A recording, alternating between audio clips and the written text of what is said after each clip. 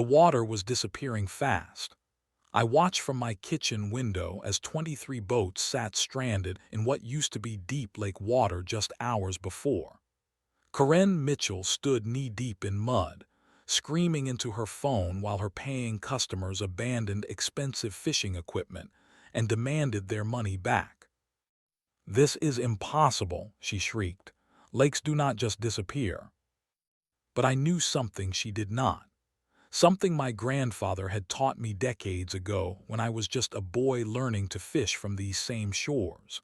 Something about old water rights, forgotten dam systems, and the power that flows through generations of careful planning. I took a slow sip of my morning coffee and smiled. They thought they owned my lake. They had no idea I was about to teach them the difference between assumption and ownership, and the lesson was going to cost them everything. My grandfather left me more than just property when he passed. He left me paradise. Every morning, I woke up to the sound of gentle waves lapping against the old wooden dock he built with his own hands 40 years ago.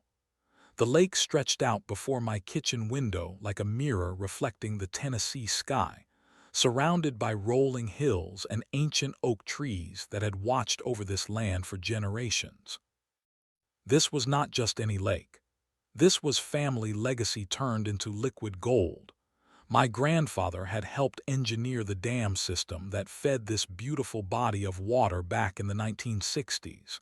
He had worked with the Army Corps of Engineers, the County Water Authority, and private landowners to create something special, something that would benefit the community for decades to come. I inherited not just the lakefront property, but the knowledge of how everything worked: the water rights, the easements, the complex web of agreements that most people never bothered to understand. My grandfather had kept meticulous records of everything. Every permit, every contract, every phone call was documented and filed away in his old wooden filing cabinet. My daily routine was simple and perfect: coffee on the dock at sunrise, evening fishing as the sun painted the water gold and orange, weekend mornings spent maintaining the property and reading my grandfather's old journals about the early days of dam construction. This was therapy that no doctor could prescribe. This was peace that money could not buy. But peace, I learned, is a fragile thing. The trouble started when our rural community decided it needed a homeowners association. For 60 years, we had gotten along just fine without bureaucrats telling us how to live. But new residents moving in from the city brought big city ideas about property management and community standards. They formed the Lakeside Meadows HOA and immediately began looking for ways to justify their existence. They started small: mailbox regulations, grass height requirements, paint color approvals. Most of the old-timers like me ignored them completely. We had been here long before their HOA existed, and we planned to be here long after it collapsed under the weight of its own pointless rules. Then they discovered the lake. I first noticed them on a Tuesday morning in late spring. 3 people I did not recognize were standing on my dock, looking out over the water and pointing at various spots along the shoreline. They had clipboards and measuring tapes. They were taking notes and photographs. They were treating my private property like it belonged to them. I walked down to the dock with my coffee mug in hand, expecting them to apologize and leave. Instead, they introduced themselves as the HOA Board of Directors and informed me they were conducting a community asset assessment. Community asset? I asked, genuinely confused. "The lake," said the woman who introduced herself as Karen Mitchell, the HOA president. "We are evaluating options for community recreation access." I explained politely that this was private property, that the lake sat partially on my land, that my family had owned this shoreline for over 60 years. I showed them the property markers my grandfather had installed decades ago. Karen smiled the kind of smile that never reaches the eyes. "We will need to research that," she said. "In the meantime, we hope you will be cooperative with community interests." They left that day, but something in Karen's tone told me they would be back. I spent that evening going through my grandfather's old filing cabinet, refreshing my memory on property lines and water rights. What I found there would change everything. But first, I would have to watch them push things much, much further. The next weekend they returned. This time they brought fishing poles. What started as occasional trespassing quickly escalated into a full-scale invasion. The HOA board members began showing up every weekend, treating my shoreline like their personal fishing club. They brought folding chairs, coolers full of beer, and portable grills. They set up elaborate fishing stations with rod holders and tackle boxes. They acted like they owned the place. Karen Mitchell emerged as the ringleader of this entitled circus. A woman in her late 50s with perfectly styled blonde hair and the kind of confidence that comes from never being told no. She carried herself like someone accustomed to getting her way through sheer force of personality. She had moved to our community from Atlanta 2 years earlier and immediately appointed herself the authority on how things should be done.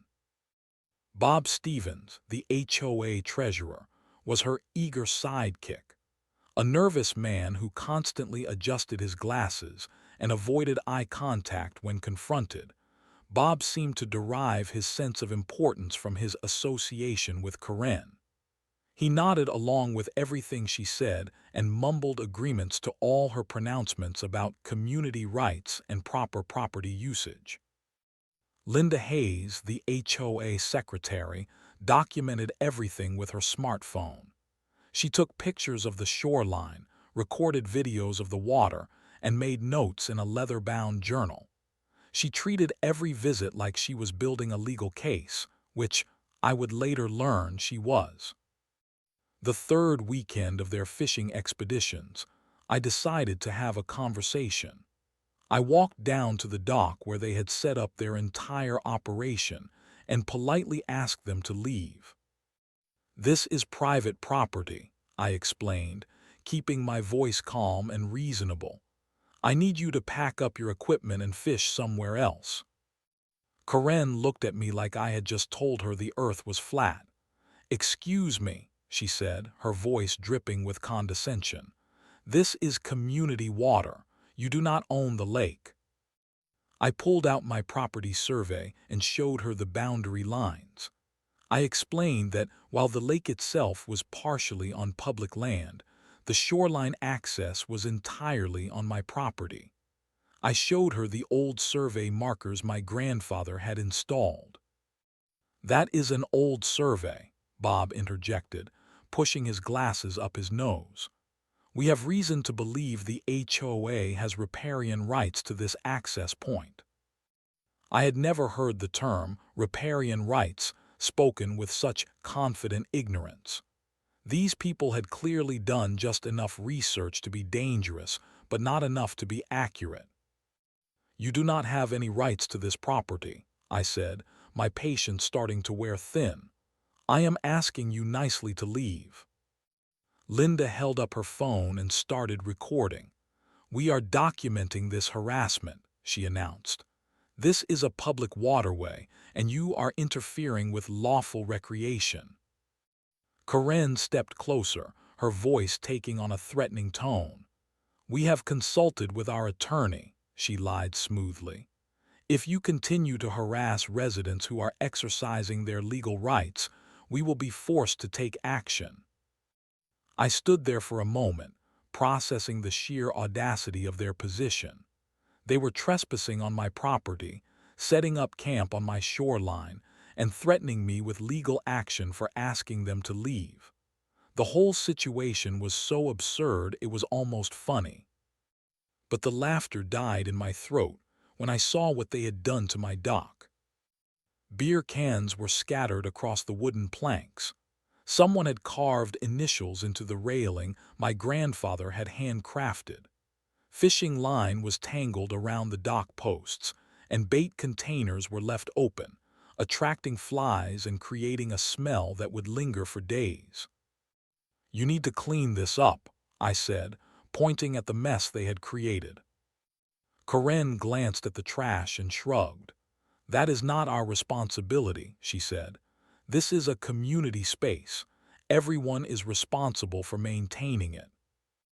"Or," she continued, her voice taking on a mocking tone, "if you do not like how the community uses this space, maybe you should consider moving somewhere more private." That was the moment everything changed. Standing on my grandfather's dock, looking at the mess these entitled strangers had made of my family's legacy, I felt something shift inside me. The polite, reasonable property owner was gone. In his place stood someone who had finally seen enough. They packed up their equipment and left that day, but Karen's parting words echoed in my mind. "We will be back next weekend. This is not over." She was right about one thing. It was not over, but she had no idea what she had just started. That night, I pulled out every box of my grandfather's records and spread them across my dining room table. What I found was a treasure trove of forgotten power, carefully preserved by a man who understood that knowledge and documentation were the ultimate weapons against ignorance and entitlement. The yellowed blueprints told the real story of the lake.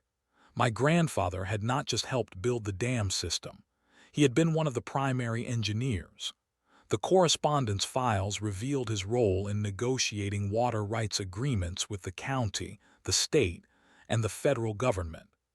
Every permit, every easement, every legal document was meticulously filed and cross-referenced. Most importantly, I found the water management agreements that gave specific individuals the right to operate the dam system for flood control, drought management, and maintenance purposes. My grandfather's name was on those agreements, and when he died, those rights had transferred to me as part of the property inheritance. I spent the next week making phone calls to verify what I was reading. The County Water Authority confirmed that the original agreements were still in effect. The State Environmental Agency verified that all permits remained valid. Most importantly, a retired Army Corps of Engineers supervisor who had worked with my grandfather in the 1960s explained the full scope of what I had inherited. "Your grandfather was brilliant," he told me over the phone. "He made sure the agreements would transfer with the property. He said he wanted to make sure future generations could protect the lake from people who did not understand how delicate the ecosystem was." While I was researching my own legal position, I decided to learn more about my new enemies. Public records revealed interesting information about Karen, Bob, and Linda, information that would prove very useful in the coming weeks. Karen Mitchell owned a large house about a mile downstream from the lake. Her property had chronic drainage problems that were made worse during periods of low water. She had filed multiple insurance claims for basement flooding and foundation issues. All of these problems were directly related to water levels in the lake system. Bob Stevens owned not just a house but a small business. He operated a boat repair and storage facility that catered to lake recreation enthusiasts. His entire income depended on people being able to use boats on the lake. More importantly, he had invested heavily in a new dock system and boat launch that required consistent deep water to be profitable. Linda Hayes was perhaps the most vulnerable of all. She had purchased her lakefront property specifically to run it as a vacation rental. Her online advertisements promised guests exclusive access to pristine lake recreation. Her reviews mentioned the private lake setting and world-class fishing. Her entire business model was built on the assumption that the lake would always be available for her guests to enjoy. I also discovered that all three of them had significant debt tied to their properties. Karen had a second mortgage to pay for her drainage system repairs. Bob had equipment loans for his boat business expansion. Linda had renovation loans for her rental property improvements. They were all financially committed to the continued existence of the lake at current levels. The irony was delicious. These people who claimed community ownership of my lake had built their entire financial lives around its continued existence. They had assumed permanent access to something they did not own, and they had made business and personal decisions based on that assumption. I spent 2 more weeks consulting with attorneys who specialized in water rights and property law. Every conversation confirmed what I already knew. I had complete legal authority to operate the dam system according to the original agreements. The HOA had no legal standing whatsoever. They were trespassers with delusions of ownership. But the most satisfying discovery came from the county recorder's office. The HOA had never filed any legal claims to lake access. They had never researched the property boundaries. They had never consulted with water authorities about their assumed rights. They had simply decided they owned something and acted accordingly. Their ignorance was about to become their downfall. By the end of my 3rd week of research, I had compiled a comprehensive file on every aspect of the situation. I had legal confirmation of my rights. I had detailed knowledge of their vulnerabilities. I had documentation of their trespassing and property damage. Most importantly, I had a plan. The plan was elegant in its simplicity. I would use the very system my grandfather had helped create to teach these entitled invaders a lesson they would never forget. I would show them the difference between assumed ownership and actual legal authority, and I would do it all completely within the bounds of the law. The HOA board thought they were dealing with some old man who would eventually give up and let them have their way. They had no idea they were about to face the full weight of generational preparation and legal expertise. The trap was ready. Now I just needed to wait for them to walk into it. The HOA board's arrogance reached new heights during their 4th weekend invasion of my property. They had brought even more equipment this time: professional fishing chairs, a portable gazebo, and enough food and drinks for a small party. But what really caught my attention was the sign they had erected at the end of my dock. Lakeside Meadows HOA Community Fishing Area. It read in bold letters, "Members only." They had actually put up a sign claiming ownership of my property. They had declared my grandfather's dock to be their private club. The sheer audacity of it took my breath away. I began documenting everything systematically. Every photograph showed clear evidence of trespassing, property damage, and false claims of ownership. Every video captured their entitled behavior and dismissive attitude toward property rights.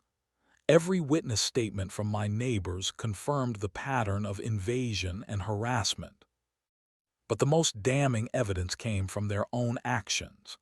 Linda Hayes had been posting photos on the HOA Facebook page, advertising the exclusive lake access available to HOA members. She had been encouraging other residents to join the HOA specifically to gain access to premium fishing opportunities. They were using my property as a marketing tool to recruit new members and collect dues. Even worse, they had begun charging non-HOA residents for fishing access. Bob Stevens was selling day passes for $25 per person, claiming the money would go toward lake maintenance and improvement projects. They were running a commercial fishing operation on my private property without my permission, without permits, and without any legal authority whatsoever. That was when I decided the time had come for action. I spent the next week coordinating with the county water authority to schedule dam maintenance operations. The timing had to be perfect, too early, and they would have time to adapt their plans. Too late, and I would miss the opportunity to maximize the impact. The HOA had announced their first annual community fishing tournament scheduled for the following Saturday. They had sent flyers to every house in the neighborhood, advertising prizes, professional guides, and exclusive access to premium fishing waters. They were charging $50 per participant and expecting over 40 people to attend. They had even sent me a courtesy notice about the event, informing me that there would be increased activity around the lake that weekend. The notice was signed by all 3 board members and included a paragraph about community cooperation and shared responsibility for maintaining neighborhood amenities. The irony was perfect. They were informing me about increased trespassing on my own property. They were asking for my cooperation in their illegal commercial operation. They were treating me like a tenant in my own home. I called the water authority and scheduled dam operations for tournament morning. The timing would be critical. I needed to begin water level reduction after the participants arrived and set up their equipment, but before they realized what was happening and could respond effectively. The night before the tournament, I made my final preparations. I checked the backup power systems for the dam controls.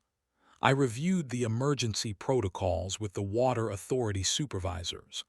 I confirmed that all operations would be fully documented and legally justified as routine maintenance and flood control measures. Most importantly, I set up my own documentation system. I positioned cameras to record the entire event from multiple angles.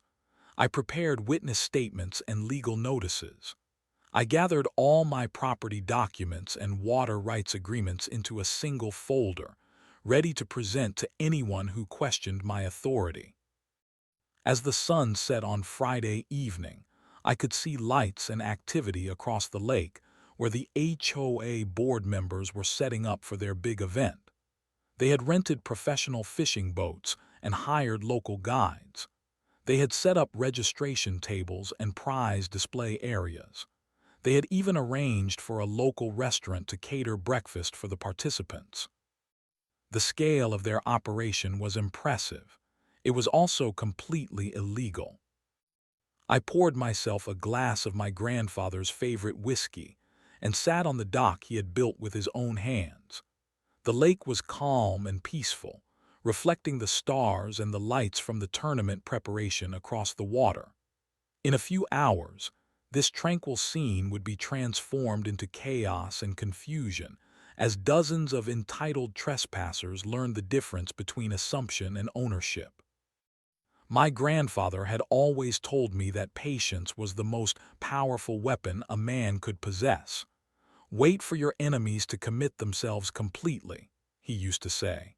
Then show them the consequences of their choices. Tomorrow, the HOA board would commit themselves completely to their illegal operation. They would invest money, reputation, and credibility in their assumed ownership of my lake. They would charge people money for access they had no right to provide. They would stake their authority on their ability to control something they did not own. And then I would show them what real ownership looked like. The trap was set. The bait was taken. Tomorrow would be a day of reckoning that none of them would ever forget. Tournament morning arrived with perfect weather. Clear skies, calm winds, and comfortable temperatures created ideal conditions for what the HOA board had promised would be an unforgettable fishing experience. They had no idea how accurate that promise would turn out to be. I woke up at 5 in the morning and watched from my kitchen window as the invasion began. Cars and trucks started arriving at 6 o'clock, parking along the road and in the field across from my property. People unloaded fishing equipment, coolers, and folding chairs. The excitement was palpable as participants prepared for what they believed would be exclusive access to premium fishing waters. Karen Mitchell arrived in a new SUV, dressed like she was hosting a garden party rather than a fishing tournament. She had on white pants, a pink polo shirt, and boat shoes that had never seen a real boat. She strutted around the registration area like a queen, surveying her domain, greeting participants, and accepting their $50 entry fees with the confidence of someone who truly believed she owned the place. Bob Stevens was running the boat operation, helping participants launch their expensive fishing boats and explaining the exclusive access agreements that made this tournament possible. His nervous energy had been replaced by the satisfaction of seeing his commercial operation succeed. He was already talking about expanding the program and offering monthly tournaments throughout the fishing season. Linda Hayes documented everything with professional photography equipment, clearly planning to use the images for future marketing and HOA recruitment. She interviewed participants about their experience with community amenities and recorded testimonials about the value of HOA membership. By 7:30, 43 people had paid their entry fees and launched their boats onto my lake. They spread out across the water with professional fishing guides, electronic fish finders, and expensive equipment. The lake looked like a marina during peak season. That was when I made the phone call to the water authority and initiated dam operations. The process began slowly and deliberately. Water level reduction in a controlled dam system is not like pulling a drain plug. It is a gradual process designed to prevent sudden changes that could damage the ecosystem or create safety hazards. The initial reduction rate was set at 6 inches per hour, barely noticeable to casual observers. For the first hour, nobody noticed anything unusual. The boats continued fishing, the guides continued their instruction, and the tournament participants continued to enjoy their exclusive access to premium waters. Karen walked around the shoreline area, greeting participants and basking in the success of her first major HOA event. But as the second hour progressed, things began to change. The first sign of trouble came from the boats in the shallow areas near the shoreline. Participants began reporting that their depth finders were showing unusual readings. Boats that had been anchored in 15 feet of water were now showing 12 feet. Guides started moving their clients to deeper areas, assuming they had simply drifted into shallower water. By 9:30, the water level had dropped 18 inches, and people were starting to notice. Conversations began to shift from fishing techniques to concerns about water levels. Some participants asked their guides if this was normal. Others began taking photographs of exposed shoreline areas that had been underwater when they arrived. Karen Mitchell was still in denial at this point. When concerned participants approached her with questions about the dropping water level, she assured them that this was seasonal fluctuation and perfectly normal for this time of year. She suggested they move to deeper water and continue fishing. But nature was not cooperating with her confident explanations. By 10 o'clock, the water level had dropped 3 feet, and panic was beginning to set in. Boats were running aground in areas that had been deep water just hours earlier. Expensive fishing equipment was getting tangled in newly exposed underwater obstacles. The professional guides were frantically trying to navigate their clients to deeper water while dealing with increasingly frustrated customers. Bob Stevens was the first board member to realize the scope of the disaster. His own boat, a $30,000 bass boat that was the centerpiece of his rental operation, was sitting on the muddy lake bottom like a beached whale. He waded out into the receding water, desperately trying to push his boat toward deeper water while his expensive equipment sat useless in the mud. The tournament participants were not handling the situation well. People who had paid $50 for exclusive access to premium fishing waters were now stranded in a muddy swamp with thousands of dollars worth of fishing equipment. The catered breakfast was forgotten as people focused on trying to save their boats and gear from the rapidly disappearing lake. Linda Hayes stopped taking promotional photographs and started documenting the disaster for potential insurance claims.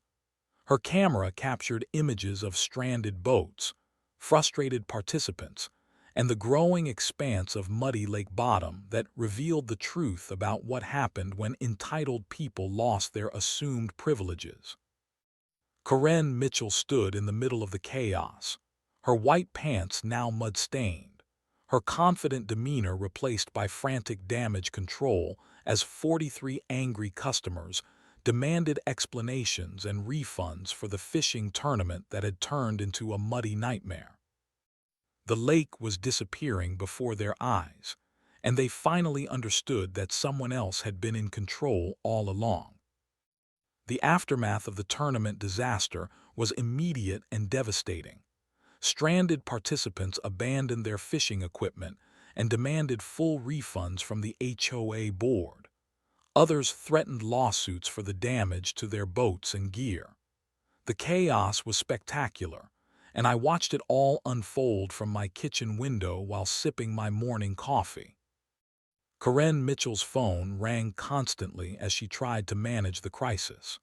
Her first calls were to county authorities, demanding immediate investigation into what she was certain was sabotage or criminal damage.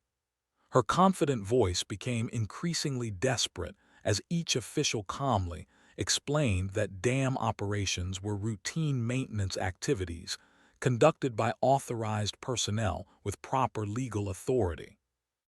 But they cannot just drain a lake, she screamed into her phone, standing knee-deep in mud where deep water had been just hours earlier. The county water authority supervisor explained patiently that the dam system was operated according to federal guidelines, state regulations, and local agreements dating back to the 1960s. All operations were legal, properly documented, and conducted by individuals with appropriate authorization. Who authorized this? Karen demanded. When she learned that I held the operational authority for the dam system, her world collapsed. For the first time since this conflict began, she realized she had been fighting someone who actually owned the power she had only assumed. Bob Stevens was dealing with his own financial catastrophe. His expensive boat was damaged from being stranded on the muddy bottom. His boat rental business was effectively shut down with no water to operate in. Worse, the participants who had rented his boats were holding him responsible for equipment damage and demanding compensation. Linda Hayes frantically researched property records on her smartphone, finally doing the homework she should have done months earlier. What she found was devastating. Clear documentation of my family's water rights, detailed records of dam operation authority, and absolutely no legal basis for any HOA claims to lake access. The financial damage was spreading like ripples from a dropped stone. Tournament participants demanded refunds of their $50 entry fees. Boat owners threatened lawsuits for thousands of dollars in equipment damage. The catering company expected payment for breakfast that nobody had eaten. The professional fishing guides wanted compensation for their time and the damage to their reputation. By noon, the 3 board members approached my house for what they called emergency negotiations. They looked like refugees from a natural disaster, covered in mud and exhaustion, their earlier confidence replaced by desperate panic. "We need to talk," Karen said, her voice lacking its usual commanding tone. I invited them to sit on my front porch, offering them towels to clean the mud from their hands and faces. The irony was not lost on me. These people who had claimed ownership of my property were now begging for my help while sitting on my furniture. "We are prepared to offer you full HOA membership," Karen began, still trying to negotiate from a position of imagined authority. In exchange, we need you to restore normal water levels immediately. I listened patiently while she outlined their proposal. They would waive all HOA fees for my property. They would give me a seat on the board of directors. They would recognize my special status as a long-time resident. All I had to do was restore the lake and agree to reasonable community access for fishing and recreation. When she finished, I calmly explained property law, water rights, and the legal authority that my grandfather had carefully preserved for exactly this situation. I showed them copies of the original agreements, the current permits, and the documentation that proved beyond any doubt that they had never had any legal claim to lake access. "You have been trespassing on my property for months," I said. "You have damaged my dock, left trash on my shoreline, and run an illegal commercial operation without permits or authority. You have charged people money for access to something you do not own." Their faces reflected the dawning realization that they had built their entire HOA authority on a foundation of ignorance and assumption. "What do you want?" Bob asked quietly, his voice barely above a whisper. I smiled and looked out at the muddy expanse where their assumed kingdom used to exist. "I want you to leave my property and never come back," I said. "And I want you to explain to all those angry customers exactly why their fishing tournament turned into a mud wrestling match." They left that afternoon, their threats of further legal action ringing hollow across the empty lake bed. News of the HOA board's spectacular failure spread through our community like wildfire. Within days, everyone knew about the fishing tournament disaster, the stranded boats, and the mud-covered board members begging for mercy on my front porch. The story became legendary, told and retold with increasing embellishment at every local gathering. The ripple effects were immediate and far-reaching. Other residents who had been intimidated by HOA demands suddenly found their courage. People who had been paying fines for mailbox violations and grass height infractions began questioning the board's authority on everything. The HOA's credibility was destroyed, and their power to enforce even legitimate community standards evaporated overnight. Karen Mitchell tried to maintain her position as board president, but the financial and legal disasters made her position impossible. The tournament participants who had paid $50 for access to non-existent fishing waters demanded their money back. Several boat owners filed insurance claims and threatened lawsuits. The professional guides who had been hired for the event demanded compensation for the damage to their reputation. Within 2 weeks, Karen submitted her resignation from the HOA board. Her resignation letter, which somehow found its way to the community Facebook page, blamed unforeseeable circumstances beyond our control and interference from hostile property owners for the tournament disaster. She never admitted that she had been wrong about the lake access rights. Bob Stevens was forced to shut down his boat rental business temporarily while he dealt with insurance claims and equipment repairs. His investment in the expensive dock system became worthless without sufficient water depth to accommodate boats. He quietly resigned from the HOA board and put his property up for sale within a month. Linda Hayes faced her own financial crisis when vacation rental guests began canceling their reservations after seeing photos of the empty lake bed on social media. Her business model, built on promises of exclusive lake access, collapsed along with the water level. She resigned from the board and attempted to rebrand her property as a rustic retreat experience, but the damage to her reputation was permanent. I made a strategic decision about water level restoration that balanced justice with environmental responsibility. I restored enough water to support the local ecosystem and wildlife, but maintained levels that were insufficient for recreational boating or commercial fishing operations. The lake returned to its natural state as a wildlife habitat rather than a playground for entitled trespassers. The partial restoration sent a clear message. I controlled the water levels, and I would maintain them at whatever level I deemed appropriate for my property and the local environment. Anyone who wanted to use the lake for recreation would need to ask permission from the actual owner rather than assuming community rights that did not exist. The peace that returned to my property was profound. The constant trespassing stopped immediately. The weekend invasions of fishing enthusiasts disappeared. The casual assumption that my shoreline was community property ended permanently.